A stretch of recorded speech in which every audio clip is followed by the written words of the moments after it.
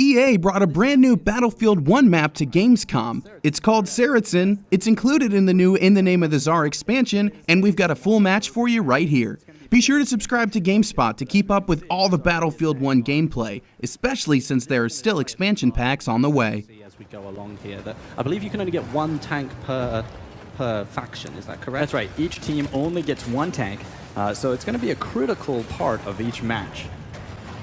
And as you can see here, this is a very unique tank. This is not a Russian tank. Russians were known for their armored cars during World War I. This is a Mark V. It's a British tank. In 1919, they started to support the Russian Revolution. And one of the things that I do want to point out on this particular map is the fact that there are only 3 flags. You know, this is actually not common in Battlefield. So very, very small map, and a lot of action I imagine is going to be happening around that B site. That's right, yes. And as we know, and for those who don't know, Conquest is all about capturing those flags. That's your objective. You need to go capture those flags and get those points. The kills will also count for you, but this is what you're going for. Yeah, this is the classic Battlefield 1 mode. And actually, just on screen now, I think this is one of the new weapons that's coming with this expansion pack. Yes, this is the Perino, and looks like we also pulled out the Obrez. But yeah, this is the Perino. It's also dressed up in the new skin, the Fabergé.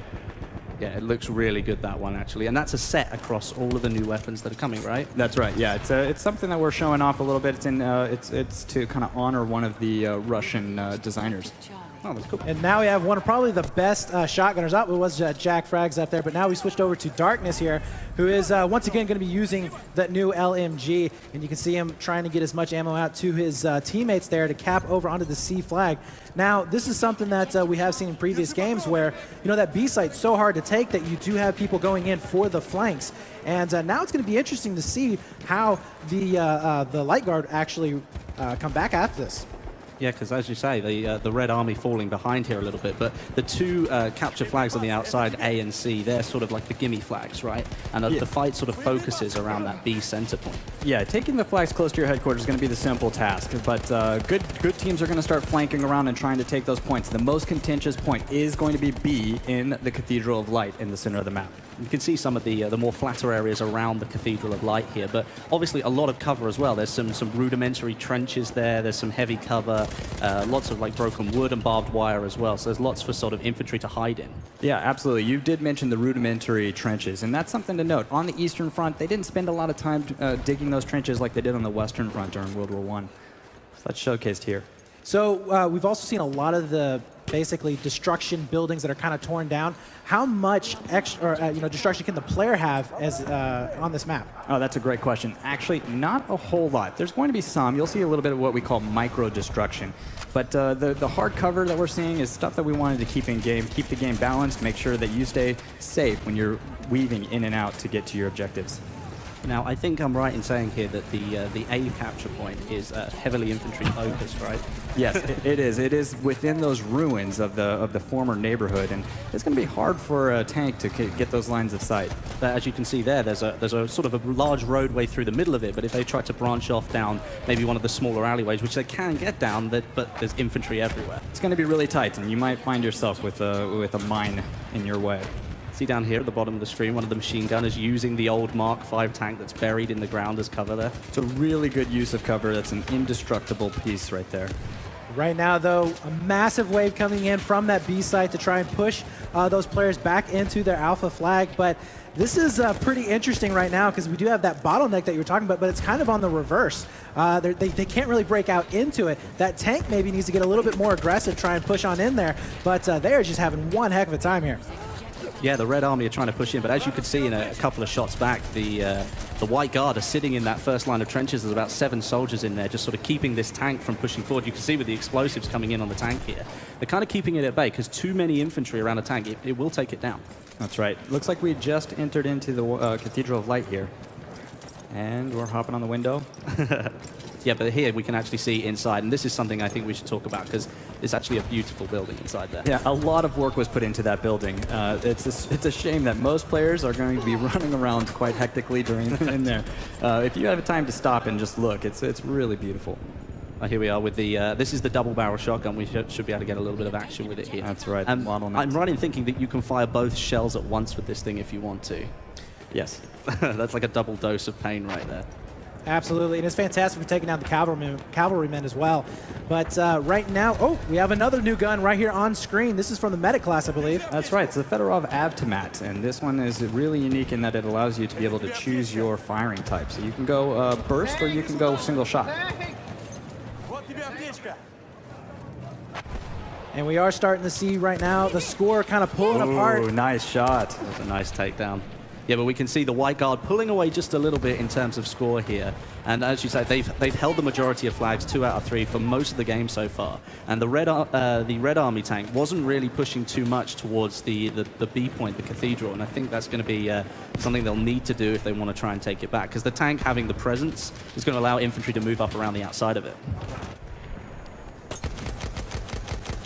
And right now we can see a pretty big battle happening over here onto that C side of the map. Looks like they are going to be able to defend it for now, but they are getting a lot of pressure on that particular point. And for now, looks like they will be able to hold it off. A little bit of push coming in onto the Cathedral, but you can just see how difficult it is, especially without any good tank, which potentially could go down here. But, oh, nice shotgun there. As that's going to be Jack Frags. Kind of come out. He does. Gets the knife. Beautiful job. That was a nice takedown. That was good. Close quarters with the shotgun. Couldn't quite finish him off. Whipped out the knife. Job done. One thing to note about this map is it is actually a critical point in a critical place. It's in the port of the Volga River. So anyone who controlled this point also got to control the route of supplies. So this was something that the Red Army really wanted to take and control while they were trying to fight their way to control Russia. Well, right now they're facing a rather big push from the White Guard. As you can see here, we've got some tank action going on, but they seem to be separated at the moment. There's so much infantry action going on in the middle that they don't want to push too much and then lose the tank. Yeah, it's a vital part of the battle. The tank is really trying to hold on here. Yeah, the Red Army really struggling to get any point. Now almost going to get 3-capped, and we all know that if you're getting 3-capped in Conquest, the game could end fairly early. So they really need to rally back and get onto that point as quickly as possible. I think they've solidified the A capture point now. Looking at it again, it doesn't appear to be contested right now, so perhaps they sort of settle back down again, but they really do need to make a push for that Cathedral if they want to try and claw their way back in. I think that's the key to this win right here. Anyone who controls B is going to have that victory. See here, doing some damage against that enemy tank. All the explosives going on. This is why the infantry can be so dangerous, especially when it's just one tank on its own. You know, this is the only vehicle that your team's going to have. You really need to try and protect it from enemy infantry. Yeah, it is really just a fantastic sight right there, looking at it from above. You do have some cavalry trying to come in, maybe do a little bit of harassment there, but this tank is literally just, he doesn't know what to do. He's already pushed all the way back to the out-of-bounds zone. But we are going to be seeing him slowly but surely kind of inching his way up. He's about half health, so he does need to be careful. But, you know, this is really interesting, too, because we haven't really seen too much from the other team's tanks. So maybe they've kind of just focused on purely just pushing them in terms of infantry. Oh, here we see an actual battle going on at the Cathedral right now. You can see the flag is being contested. Both sets of infantry are in here trying to battle it out. And as much as it looks just like a building on its own, it is a really large building. This is a great shot here. You can see the full scope of the building now. Yeah, it's absolutely insane, the size and scope of this building. Not only that, but you do have some vertical gameplay with it, because one of the entrances where it's crumbled at the side, where it's been hit by a shell of some sort, you can actually get up onto sort of the first level of buildings around the top there. Yeah, I actually think that's going to be one of the keys to victory too for this point. When you can get to high ground, you can control that point. One of the things I do want to point out, though, is that the Red Army is starting to come back. They were capping over there onto that Bravo point. They have about 4 minutes left, so it is possible for them to come back and try and take this win here. They just need to hold on to these 2 flags, but a massive fight now happening for the center. And you can see right now the White Guard starting to win that back slowly but surely, as the new weapons are being used to quite good effect here. And this is just chaos right here in the middle of the map.